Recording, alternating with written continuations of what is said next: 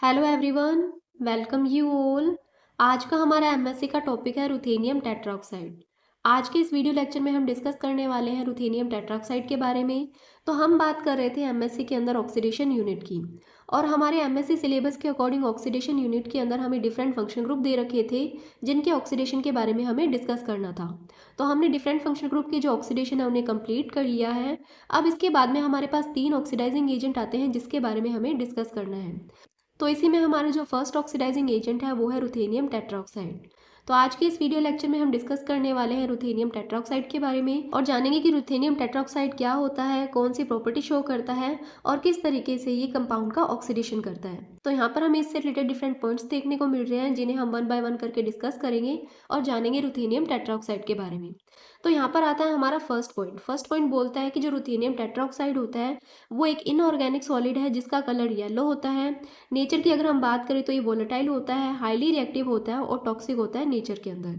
तो इस पॉइंट से आपको ये पता लगा कि जो रुथेनियम टेट्राऑक्साइड होता है वो yellow coloured, volatile, highly reactive, toxic nature का इनऑर्गेनिक सॉलिड होता है।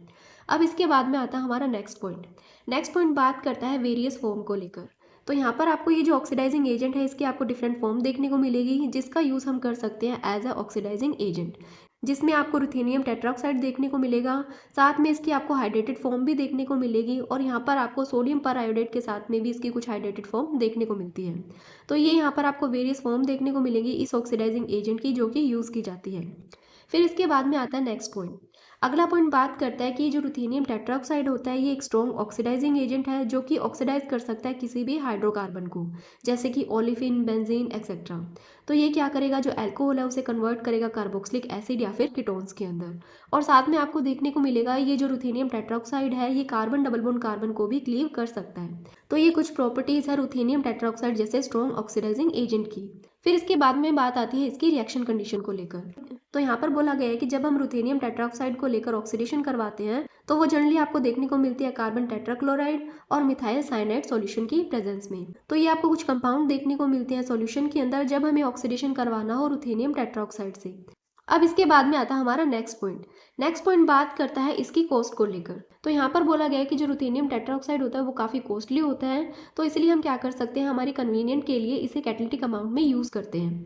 तो यहाँ पर आपको देखने को मिलेगा अगर हम डायरेक्टली रुथेनियम टेट्राऑक्साइड का यूज़ करते हैं तो वो काफ़ी कॉस्टली हो जाता है। इसलिए कन्वीनियंस के अकॉर्डिंग हम क्या करते हैं, इसकी कैटालिटिक अमाउंट यूज़ करते हैं और साथ में हम लेते हैं सोडियम परआयोडेट।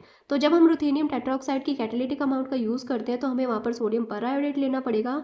और ये जो सोडियम परआयोडेट है ये क्या करता है, ये ऑक्सीडाइज करता है रिड्यूस्ड रुथेनियम को। तो ये रिड्यूस्ड रुथेनियम को जब ऑक्सीडाइज कर देता है तो वो वापस से क्या आ जाता है, बैक आ जाता है अपने एक्टिव टेट्राऑक्साइड के अंदर, इन सीटू के अंदर, यानी कि रिएक्शन के अंदर ही, जिससे कि रिएक्शन के अंदर वापस से इसका यूज हो सकता है। फिर इसके बाद में आता है हमारा नेक्स्ट पॉइंट। अगला पॉइंट बात करता है जो रुथेनियम टेट्राऑक्साइड है, सोडियम परआयोडेट है, ये एक अच्छा अल्टरनेटिव है ऑक्सीडेटिव ओजोनोलाइसिस का। तो यहाँ पर अगर हम बात करें रुथेनियम टेट्राऑक्साइड की रिएक्शन को लेकर तो आपको ये रिएक्शन देखने को मिल रही है जिसमें हमने ले रखा है ये एल्कीन वाला कंपाउंड।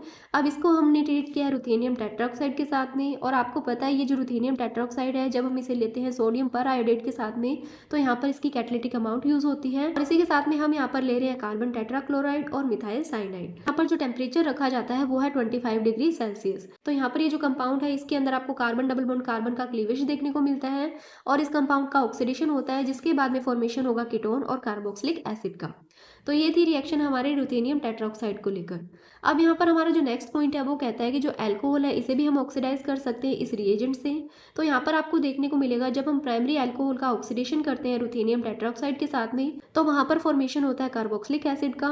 वहीं अगर हम सेकेंडरी अल्कोहल का ऑक्सीडेशन करते हैं तो वो कन्वर्ट होता है कीटोन के अंदर। तो आप ये पॉइंट जरूर ध्यान रखिए कि जो रुथेनियम टेट्राऑक्साइड है इससे हम अल्कोहल का भी ऑक्सीडेशन कर सकते हैं जिसमें प्राइमरी अल्कोहल कन्वर्ट होता है कार्बोक्सिलिक एसिड में और सेकेंडरी अल्कोहल कन्वर्ट होता है कीटोन्स में। फिर इसके बाद में बोला गया है कि ये जो रुथेनियम टेट्राऑक्साइड है इसका एस्टर और इपोक्साइड इन दोनों ग्रुप पर आपको कोई इफेक्ट देखने को नहीं मिलता। तो इसके एग्जांपल आपको यहाँ पर देखने को मिल रहे हैं। ये हमारी रिएक्शन है, इस रिएक्शन के अंदर आपको एस्टर ग्रुप भी देखने को मिल रहा है और अल्कोहलिक ग्रुप भी देखने को मिल रहा है। और इस कंपाउंड को हम ट्रीट करते हैं रुथेनियम टेट्राऑक्साइड के साथ में, सोडियम पर आयोडेट के साथ में, कार्बन टेट्राक्लोराइड और मिथाइल साइनाइड के साथ में। तो यहाँ पर आपको देखने को मिलेगा ये जो अल्कोहल है ये आपको 2 डिग्री अल्कोहल देखने को मिल रहा है, यानी कि सेकेंडरी अल्कोहल है। और अभी हमने देखा था जो सेकेंडरी अल्कोहल है वो कन्वर्ट होता है कीटोन में। तो यहाँ पर आपको देखने को मिलेगा ये जो सेकेंडरी अल्कोहल है ये कीटोन में कन्वर्ट हो रहा है, जबकि हमने अभी पॉइंट ये भी डिस्कस किया था कि जो एस्टर ग्रुप होता है इस पर इस रिएजेंट का कोई इफेक्ट नहीं होता, इसलिए आपको ये जो एस्टर ग्रुप है ये एज इट इज देखने को मिलेगा हमारे प्रोडक्ट के अंदर। तो ये रिएक्शन होती है जिसके अंदर हम देख सकते हैं कि जो रुथेनियम टेट्राऑक्साइड है ये एस्टर पर कोई इफेक्ट शो नहीं करता, जबकि इसने क्या किया है अल्कोहल का ऑक्सीडेशन करके उसे कीटोन के अंदर कन्वर्ट कर दिया है। ऐसे ही हमारी दूसरी रिएक्शन भी आती है जिसके अंदर हमने एग्जांपल लिया है इपोक्साइड का। तो ये आपको इपोक्साइड वाला कंपाउंड देखने को मिल रहा है, इसे हम सेम रिएजेंट के साथ में ट्रीट करते हैं। तो यहाँ पर आपको देखने को मिलेगा ये इपोक्साइड है और यहाँ पर अल्कोहल है। तो यहाँ पर ये प्राइमरी अल्कोहल है और ये हमारा इपोक्साइड ग्रुप है। अब जब हमने इन रिएजेंट के साथ में इस कंपाउंड को ट्रीट किया तो यहाँ पर आपको ऑक्सीडेशन देखने को मिलेगा, लेकिन हमें ये पता है जो रुथेनियम टेट्राऑक्साइड है वो इपोक्साइड पर कोई इफेक्ट नहीं शो करता, इसलिए आपको प्रोडक्ट के अंदर इपोक्साइड एज इट इज देखने को मिल रहा है, जबकि जो हमारा प्राइमरी अल्कोहल है वो कन्वर्ट हो चुका है कार्बोक्सिलिक एसिड के अंदर। तो इन दो रिएक्शन से आप काफी इजीली समझ सकते हो कि जो प्राइमरी अल्कोहल है वो कन्वर्ट होता है कार्बोक्सिलिक एसिड में, सेकेंडरी अल्कोहल कन्वर्ट होता है कीटोन के अंदर, जबकि जो एस्टर और इपोक्साइड ग्रुप है इन पर आपको रुथेनियम टेट्राऑक्साइड का कोई भी इफेक्ट देखने को नहीं मिलता। फिर इसके बाद में आती है हमारी नेक्स्ट रिएक्शन। अगली जो रिएक्शन है वो हमारी एक रिमार्केबल रिएक्शन है जिसके अंदर आपको देखने को मिलेगा जो बेंजीन रिंग है वो कन्वर्ट हो रही है कार्बोक्सिलिक एसिड के अंदर। तो यहाँ पर आपको ये कंपाउंड देखने को मिल रहा है, इस कंपाउंड के साइड में ये बेंजीन रिंग लगी हुई है। जब इस कंपाउंड को हम ट्रीट करते हैं ruthenium tetraoxide, sodium periodate, carbon tetrachloride और मिथाइल साइनाइड के साथ में, और साथ में हम लेते हैं H2O, तो यहाँ पर ये जो बेंजीन रिंग है ये कन्वर्ट हो जाती है कार्बोक्सिलिक एसिड के अंदर। तो फाइनल प्रोडक्ट जो आपको देखने को मिलेगा वो कुछ ऐसा देखने को मिलेगा। फिर इसके बाद में आता है हमारा नेक्स्ट पॉइंट। अगला पॉइंट बात करता है कि जो रुथेनियम टेट्राऑक्साइड है ये हेल्प करता है विसिनल डायोन के ऑक्सीडेशन में। तो यहाँ पर ये जो रुथेनियम टेट्राऑक्साइड है ये क्या करेगा, ये विसिनल डायोन का ऑक्सीडेशन करेगा और उसे कन्वर्ट कर देगा कार्बोक्सिलिक एसिड के अंदर। तो अभी हम इसकी रिएक्शन देख लेते हैं कि कैसे ये जो विसिनल डायोल है वो कन्वर्ट होगा कार्बोक्सिलिक एसिड में। तो ये हमारी रिएक्शन है और इस रिएक्शन के अंदर हमने ये कंपाउंड ले रखा है। इस कंपाउंड के अंदर आपको ये जो ग्रुप देखने को मिल रहा है विसिनल डायोल, इसका हमें ऑक्सीडेशन करवाना है। तो अब यहाँ पर क्या होगा, हम इस कंपाउंड को जब ट्रीट करते हैं इन सभी रिएजेंट के साथ में, तो यहाँ पर जो रुथेनियम ऑक्सीडाइजिंग एजेंट है वो क्या करेगा, ये जो विसिनल डायोल है इसका ऑक्सीडेशन करेगा और इसे कन्वर्ट कर देगा कार्बोक्सिलिक ग्रुप के अंदर। तो यहाँ पर आपको कुछ इस तरीके से प्रोडक्ट देखने को मिलेगा जिसमें ये जो विसिनल डायोल है ये कन्वर्ट हो चुका है कार्बोक्सिलिक एसिड के अंदर। तो ये था आज का हमारा वीडियो जहाँ पर हमने डिस्कस किया रुथेनियम टेट्राऑक्साइड के बारे में। तो इस वीडियो के लिए इतना ही। आई होप आपको वीडियो अच्छा लगा होगा। अगर वीडियो अच्छा लगा तो चैनल को सब्सक्राइब करें, इसी के साथ में वीडियो को ज़्यादा से ज़्यादा शेयर करें और लाइक करें। Thank you.